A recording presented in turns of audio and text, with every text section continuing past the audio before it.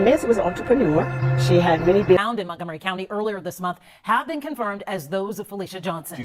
Bringing attention to dozens of unsolved murders of mostly black women in the Chicago area. Missing children. It turns out that social media audiences tend to play favorites based on race. USA Today looked at social media posts on the Facebook page of the National Center for Missing and Exploited Children. Black women and girls from Chicago. The Invisible Ones, Voices of the Missing, shares the stories of 51 black women and girls who have been taken by a 20-year-old woman who was murdered just moments later. Nearly 100,000 women and girls go missing every year in this country. Simply. Today, this case takes us to Athens, Georgia, on December 23rd, 1997, where Alexis Crawford was born. She had been born to her mother, Tammy Crawford, and her father, Bobby Wright. Now, Alexis came from a very, very big family. This family consisted of 5 sisters, including her, and 4 brothers. And I mean, that is a lot of siblings. That is literally the definition of a full house. And she was very close with all of her siblings. Her family said that she was very family oriented. If there had been a family gathering, Alexis was there, and she was not missing it for the world. She was a fun, loving young lady who lived her life to the fullest, and she made sure to enjoy every single moment of it. Her sister spoke on her refusing to live in fear, and she was just the type of person that kept close contact with her family. They called her Lex. That was their nickname for her. So cute. And her family and her faith was very, very much important to her. Her family definitely made sure to instill those values into her, and it followed Alexis all the way into adulthood. Alexis was very confident and she was very ambitious, and that was one of the reasons why she decided to go ahead and major in criminal justice, other than the fact that she did have a father that was in law enforcement as well. So it was kind of like a father-like-daughter type of thing. Alexis was a 21-year-old senior at the time, and she had been attending Clark Atlanta University. But she was not living on campus directly. She was actually living in an apartment complex not too far. She had been living with her roommate and friend, Jordan Jones. And of course, I think it is cheaper to go ahead and just rent off campus than it is to live on campus. If I am not putting out the correct information, definitely correct me below in the comments, but I do think that it is cheaper if you go ahead and live off of campus versus on campus. And so I think that's what Alexis and Jordan had been doing. The pair had been very close and spent holidays with each other, Easter, and even recently Thanksgiving. On October 30th, around 3:30 p.m., Alexis had sat down and FaceTimed with her mother, Tammy, and one of her many sisters, Monica. And they were basically just catching up, chatting it up, joking around with each other, and just basically in good spirits, you know, like regular sisters do. And Alexis had went ahead and asked her sister to hold her down with a couple of dollars through Cash App, and her sister Monica had went ahead and checked in with her father Bobby. He said it was okay, so she went ahead and sent it over. Later on that night, around 9 p.m., one of her other sisters, Alexandra, so remember I told you she had a really, really big family. So one of her other sisters had actually hit her up, and it was the night before Halloween and also homecoming events happening. So her sister had just hit her up and was like, hey, what you doing? Are you coming outside? And Alexis was like, no, not really feeling it today. And I just want to pause real quick and go off the track, but I'm starting to see a pattern with all of these cases happening around Halloween time. And I think I want to make a series about the different cases, the different crazy cases that's been happening that I've seen around Halloween time. Because that is something that I see happen a lot, like a lot of cases happening around that time. So I think I'm going to go ahead and do a series, but just jumping right back into it. So like I stated before, not only was it Halloween time, but it was also homecoming time. So, you know, events was popping off, but Alexis just was not feeling it that night. So, At 9:03, Alexis had responded to an Instagram greet message. I'm not too sure what that is. If you guys know what it is, you can let me know in the comments. But that was the last time that anyone had ever heard from Alexis. As nighttime broke and morning followed, there had still been no answer from Alexis. So on November 1st, 2 days after Alexis had been last heard from, she had actually missed class and she also missed work. And this is promptly what raised red flags for Alexis's family. They were like, it's been 2 days since we heard from her. She has not been attending class, so unlike her. She has not been attending work, so unlike her. And this truly alarmed them because she was not the type of person that, according to them, she was not the type of person that just went ahead and skipped out on things without any notice. Of course, a missing person report was filed. To a missing Clark Atlanta student, Naima Abdullahi, joining us now from the Atlanta University Center. Naima, what do we know here? Sheba, family and friends of 21-year-old Alexis Crawford desperately need your help to find her. That they're concerned for her safety and they're hoping to find her safely. We first found out about this yesterday, and here's what we know so far. Atlanta police confirmed a missing person report has been filed for the Clark Atlanta University senior. Her brother says that she was last seen on Wednesday, October 30th. Alexis Crawford is originally from Athens and lives off campus. They had also went ahead and filed a missing report with her school as well. So right away, the police and her school had been notified. The family had also asked for the public's input and just their hands and eyes and ears open just to be able to look out for Alexis. Now, CCTV had actually confirmed that she had no longer been in the apartment complex that she lived, which happened to be Heritage Station apartment. And if you guys remember, this is the apartment complex that she shared with Miss Jones. Jordan, who was her roommate, went ahead and let the police know that she had actually dropped Alexis off at the liquor store that night. And this was said to have happened around 11:30 p.m., according to her roommate. And her roommate states that this liquor store had not been that far from the apartment that they lived at. She stated that she saw Alexis a few hours before she went to sleep, and that was it.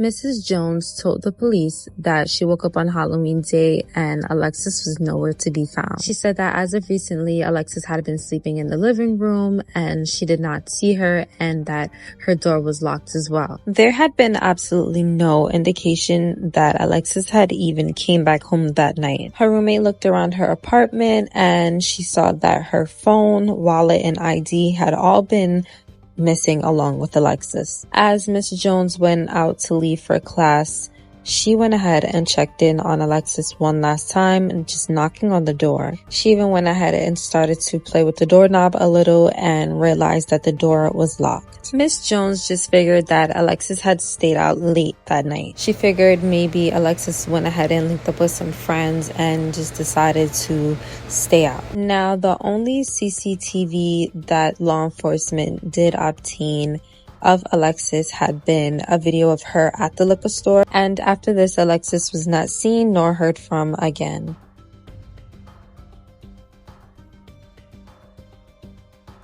The search for Alexis was on. The hashtag #FindLex had been trending all over social media, and rightfully so. Everyone had been looking for this young lady. This was the first time that her family had experienced anything like this. There had been absolutely no activity coming from Alexis. No phone usage, no card usage, her not reaching out to anyone, just crickets from her side. And her family was beginning to think the ultimate worst. Though the police did take this case very serious right away, because Alexis was an adult, she was 21, they were not ruling anything out. So they had to consider the fact that she might have run away or if she was actually in danger. A week had went by and there was still no word from Alexis. Her family and Clark Atlanta campus president had went ahead and held prayer sessions for her safe return. And during this time, the campus president had actually worked very closely with helping Alexis's family bring her back safely. And this had definitely been a huge difference in most of the cases that we see. A lot of the times things are swept under the rug, especially when it comes to Black women. So definitely good on the police for doing their job. 7 days now. That's how long it's been since anybody's talked to missing Clark Atlanta student. As more time passes, Alexis Crawford's family is getting more and more desperate. They really are desperate for answers. Such a tough story tonight. They are trying to stay hopeful, but you know, it's been a very long time, Cheryl, and they hold a prayer vigil at her Southwest Atlanta apartment complex. 11 Alive's Elwyn Lopez is there live. She has a report for us now. Yeah, and Jeff, family and friends are still arriving here. They're here to pray for Alexis Crawford's safe return. It's been 7 days now since the Clark Atlanta University student went missing. Oh, baby, I love you, baby. Just come home. Come home. Just come home. I love you. For coming. This is a very difficult moment for the family of Alexis Crawford, who has been missing since Wednesday evening and somewhere between Wednesday evening and early Thursday morning. Alexis is a 21-year-old student at Clark Atlanta University, which is a member of the Atlanta University Center, the largest consortium of African-American colleges and universities in the country. A young lady who's got her whole life ahead of her from Athens, Georgia. She graduated from Clark Central High School in Athens and is the daughter of two very loving parents and a member of a very large family. She has 4 sisters and 5 brothers, most of whom stand with us here today. Alexis is somebody that this family loves and cares very much for, and they are praying for her return. But we are here today to ask the people of Atlanta to come forward with help. And as you can see, of course, father was very heartbroken and shaken up behind his daughter being missing. He had been pleading for his daughter's safe return over his life. Not only her father, but also her other family members as well, including, of course, her siblings. They had all actually been in attendance for the press conference for Alexis' safe return, and they were all so very heartbroken. Watching them plead for Alexis' safe return was just very heartbreaking to watch. So, of course, her family and the police wanted to cover all their bases, and they had been calling into hospitals just checking to see if she had been a Jane Doe anywhere, because at this point, that's where their mind was at. Like, they didn't know what to think. Finally, vital information had been received that seemed to have been able to crack the case open. So the police had gotten some information and it brought them right back to where Alexis had been initially. And this had been the apartment complex that she had shared with her roommate that was just off of campus. When Alexis initially went missing, her pastor, who also happened to be the spokesman for her family, he went on and he spoke to the public, stating that Alexis had recently went through some things that no other woman should have gone through. And people at the time did not know exactly what he was talking about, but in due time, people started to catch on to what had been going on.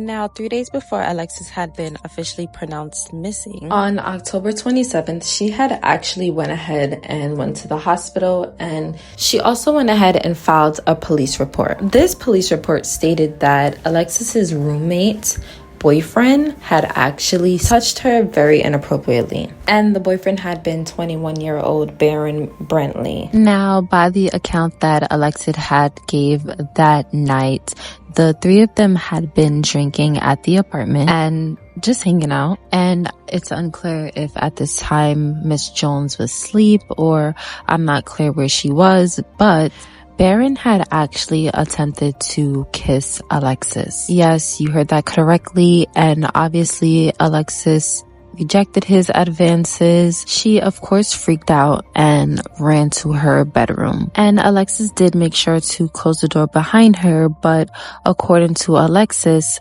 Barron followed her. Like, the fact that he just felt so comfortable to just barge into her room is like literally ridiculous. Following that though, Alexis ran into the shared bathroom that she shared with her roommate, and Barron actually followed her into the bathroom as well.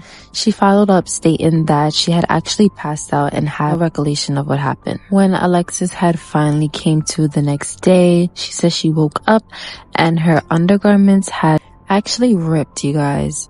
When she came to, Jordan had been half dressed and he was also passed out beside her. And Mrs. Jones had been banging on the door trying to get in. Now, when Alexis's roommate gave her statement, she described her boyfriend as being defensive during this time. She said that Barron kept screaming out, "I did not R Alexis, I did not R Alexis." And he ended up taking Miss Jones's car and just leaving at 6 a.m. that morning. This prompted Alexis's roommate to go ahead and call the police. Not because of the assault, but because of her stolen car. But Barron made sure to get Jordan's car and get out of there before the police arrived. Now, when she went ahead and made that call to 911, she did refer to Barron as her ex-boyfriend instead of her boyfriend. Atlanta 911, operator 7378. What's the address of the emergency? McDaniel Street. What's the street name? McDaniel Street. What's the apartment number? You need police, fire, EMS. Yes, because my ex-boyfriend just stole my car. He took my keys and ran, and I'm about to... What kind of car you got? A 2017 red Chevy Cruze. You know your tag number? No. 1 second. I could get it. It's okay. You don't have to have it right now as long as you have it when the officers get there, okay? Okay. What's your name? Jordan Jones. All right, Miss Jones. Jordyn. All right. Is there a gate code to get in your car, please? Huh? Is there a gate code? Open. All right. We'll get an office out for you. And it's Michigan plate. Okay. Okay. Bye-bye. Thank you. Now, Alexis had went and gone to get a kit done at Grady Hospital, and the kit did show traces of Barron semen and it showed trauma. And with all of this going on, you would think that Jordan would go ahead and cut all ties with Barron and, stick beside her friend, but that is not what happened. During the time that the police report had been filed and everything was being processed, Barron had actually been in the house because of Jordan, of course. She had been sneaking him into the same house that Alexis had been in, and Alexis did not know of this at all. She did tell her friends and some of her family members that she had been uncomfortable sleeping in her room, and that is why she was sleeping in the living room. And of course, Jordan did tell law enforcement this, but they did not tell why. And he remained there for, I believe, about 3 or 4 days. And I just cannot imagine how she felt. Like, just ridiculous. The betrayal throughout this case is just very sickening, and it just goes to show how sometimes girls would literally let things like relationships and other things hinder them and just ruin friendships, and it's just ridiculous to just hear. And the fact that she did not know, Alexis, she did not know that he was just so close in proximity. It's just so sad and sickening. Now, the search for Alexis had still been on, and the social media Let's Find Lex had been trending, the hashtag. It was just trending. It was going viral. There were press conferences going on. The school was holding vigils, candlelight, all that stuff going on for Alexis. And even Jordan, her best friend and her roommate, had also been on social media just trying to find her friend, posting, little things here and there to just bring awareness to the case and to the disappearance of Alexis. And the police was hitting some dead ends, and they decided to go ahead and go back and talk to the pair, Mrs. Jones and Mr. Brentley. So the police decided to go back to the apartment, where everything began and where the scene went down. And this had actually led them to a conversation that they had with Jordan.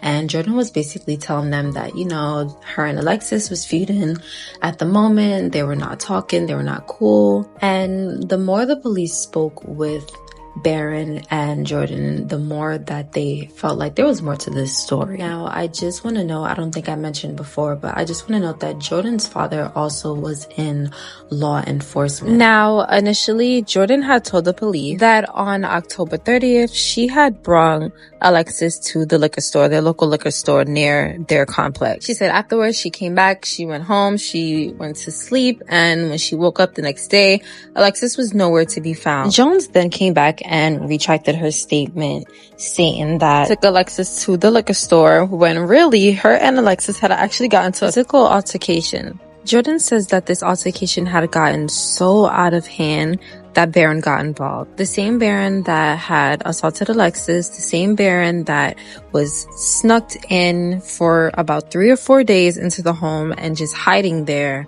Yes. Now, according to Jones and Brentley, when he came out, he began to choke Alexis. And according to Brentley, Jones had actually went and got a plastic bag and placed the plastic bag over Alexis's head and began to suffocate her. Confession is what helped investigators uncover the gruesome details about how Alexis Crawford was murdered inside her apartment. Police say by her roommate and the roommate's boyfriend. Yeah, these are shocking details here. Haley Mason has the documents and sheds new light on the college student and her crimes. Haley? Tracy, when we thought the details of this awful murder could not get worse, these court documents reveal just how much tension and a fight led to this senseless murder in an attempt to cover it all up. A murder confession from Baron Brantley explains what happened to Clark Atlanta University student Alexis Crawford the night she was killed. We obtained the court documents where Brantley told police that he choked Alexis Crawford with his hands until she died inside her apartment on October 31st. Arrest warrants say Jones smothered Crawford with a black trash bag. Brantley, the boyfriend of Crawford's roommate Jordan Jones, worked with his girlfriend to put Crawford's body in a plastic bin. He then dumped it in a Decatur park. According to these police and court records, Jones and Crawford had gotten into a physical fight inside their apartment that night. Brantley was there and he intervened before choking Crawford. Many have asked how Jones, a college student with no known criminal record, could become an alleged criminal. We've learned Jones' father told police she is actually on probation for a DUI in Michigan, where she's from. Her boyfriend Brantley had a long list of prior arrests. In the days after Crawford's death, Jones even went on Instagram asking people to help her find her roommate, all along hiding this disturbing murder secret. For details to unpack as we sift through these documents, but we do know for now both Jones and Brantley are in the Fulton County Jail charged with the murder of Alexis Crawford. Miss Jones had expressed to the police that afterwards they went ahead and cleaned up the blood, but when the police had initially went to check in on the apartment, they did not see any blood at all. It wasn't until they circled back again and went further into their investigation that they illuminated the apartment and they found traces. Now, the pair both stated that after they realized she was no longer here, they stuffed her body into a bin and they put her body in the back of Miss Jones' car and they dumped her in a park. A detective went on to testify that after all of this happened, the pair had actually went back home, went upstairs, went to sleep, woke back up, and actually went to a Halloween party afterwards. As if this case could not get more disturbing. Now, I'm sure you guys are probably wondering, how did this go unnoticed? It had not been until after the police had seen the footage from the apartment complex that Alexis shared with her roommate. Now get this, on that tape they had saw at 3 a.m. Barron and Jordan going ahead and putting the bin that they had Alexis' body in into Mrs. Jones's truck. Jones, along with her law enforcement father, had actually led the police to Alexis' deceased body. Now, initially, she did take the police on a little chase and took them to 2 parks that did not have the body, but the last one, which had been Exchange Park in Decatur, that is where they had actually put Alexis' body. And her body had been found on November 8th, 2019, so exactly a week after she had been reported missing. This park had actually been 11 miles from the residence that Alexis shared with her roommate. And shortly after her body was found, the police wasted no time going ahead and arresting the pair. To Alexis's family, our hearts go out to you. I am so truly sorry that we could not provide you with a better ending. Alexis Crawford was from Athens, the 21-year-old, the same age as those facing charges in her murder. Police saying her roommate's boyfriend sexually assaulted her. When she reported 2 of them, made sure she wouldn't speak of it again. The loss of Alexis affected millions. So many people were perplexed, like, why did this happen? And most importantly, especially her peers, they were confused, they were shocked, and they were sad. And it was just like, why did this occur? Like, it was very, very shocking and most likely traumatizing for the students on campus. So the night that Miss Crawford had been sadly taken from us, Miss Jones had actually went ahead and texted one of her friends like, hey girl, can you go ahead and bring me my bin back? And for some reason, I'm guessing she was just trying to cover up her tracks, cover her ass. One of the most sickest things ever. Like, even though she had Alexis' phone, she was still texting Alexis' phone and was like, hey, where are you? Basically acting like a concerned friend when she really knew what happened to Alexis. There had been absolutely no remorse from either of them, and if Jordan felt any type of remorse, she did not show it in that moment. The motive to the investigators was unclear, and they did not know what led to 2 girls fighting that night, but we can obviously agree that it must have been about the situation. On November 16, 2019, Alexis Crawford's funeral was held, and it had been held at Cornerstone Church right in Athens, Georgia. Hundreds of people attended her funeral, and emotions, of course, had been running really, really high. At her service, Crawford's old friend had actually spoke out with a very tearful message just about her and Alexis's memories and just things that they spoke about and did throughout their friendship. She wanted to be a lawyer, a criminal justice major. We even made a bet that whoever had a kid first would make the other a godmother. Well, Lex, I gotta do it first. I gotta do it for us. I'm going to get that degree. I'm going to finish law school. I'm going to live out our dream, and I'm going to make you proud. Talk about what we gonna do when we get older. Thank you. And we used to talk about our dreams and how I wanted to be a lawyer. And she was a criminal justice major, well, sociology at first, until she changed it. And we just sit and talked about how we gonna be so rich.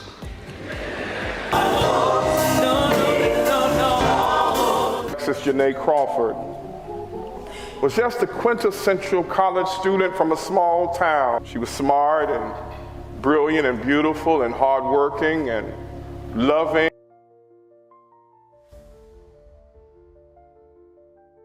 Mrs. Jones and her boyfriend had been facing up to some 6 charges, which included a felony murder charge, false imprisonment, and concealing the death of another. Mr. Brantley had took on some separate charges of his own, which included violating his probation, hindering a person from making an emergency phone call, malice murder, aggravated assault with strangulation. And the family wanted to go ahead and seek the death penalty for both of them, but the judge had sadly denied it. And in November of 2019, on the 9th to be exact, Brantley had actually waived his first court appearance and Mrs. Jones had hers shortly after. If you are unfamiliar, because I was, if you are unfamiliar with what that means, waiving the court appearance, it just means the suspect voluntarily relinquishes or basically gives up his right, claim, or his privileges. And the judge has to actually approve of this, and so he did. Now, both of their attorneys had actually went ahead and asked if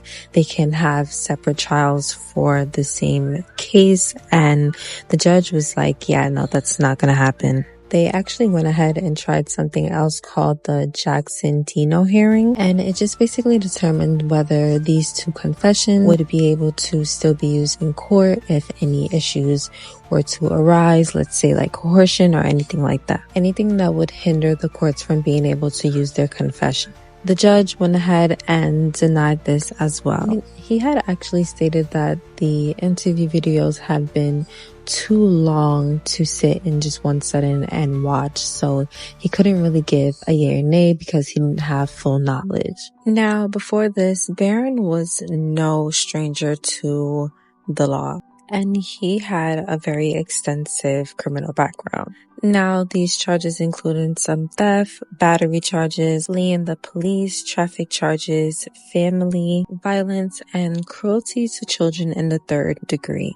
Now, if you guys can remember, I stated that after Alexis had passed, Miss Jones had actually been labeled a flavorist because she went ahead and pulled herself out of school immediately, and she had plans on going right back to Michigan with her parents. This, of course, caused her bond to be denied by the judge. Barron, of course, had been denied bond as well, and Alexis's family pleaded with the judge to please not grant Mrs. Jones any type of bond, but sadly the judge had to reconsider, stating that she had no prior criminal history other than some misdemeanor, and they considered her a lot of help, I guess, during the investigation. But it's like, that's the least that she could have done.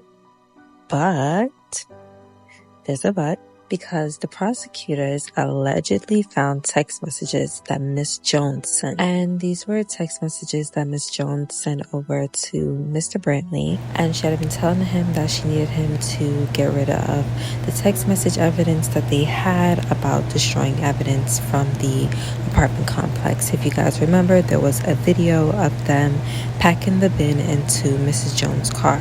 Understandably, though, Alexis's family was very frustrated behind this. Now, what's even more sick to me is that this girl had been going around contacting witnesses from the case, trying to conceal evidence, and going ahead and deliberately just telling the family lies, saying that there were no DNA found when we know that there was, when Alexis had went to go get her kid done. And I think it's just so sick because this girl knew these people. She spent time with them. She was in their home. It's disturbing.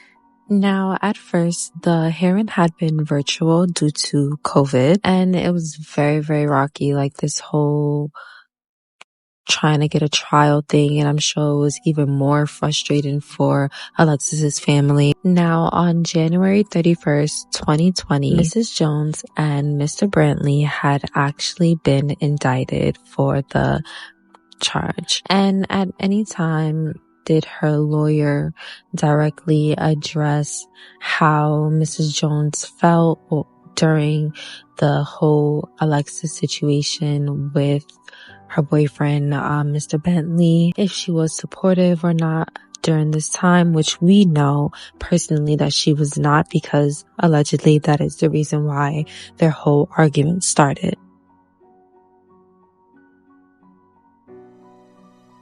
In the year of 2023, Mr. Brantley's confession could not be used during the trial. And the reasoning behind that was because he had more than likely been under the influence during his confession. And of course, the prosecutors went ahead and tried to argue that Brantley confessed on his own, obviously we know that, and at his free will. And another slap in the face to the family had been that the courts had even been considering letting Barron get bail. Alexis's mother stated, "My heart sank, and I was deeply disturbed by the possibility of Barron getting bail. I am gravely afraid. I am angry.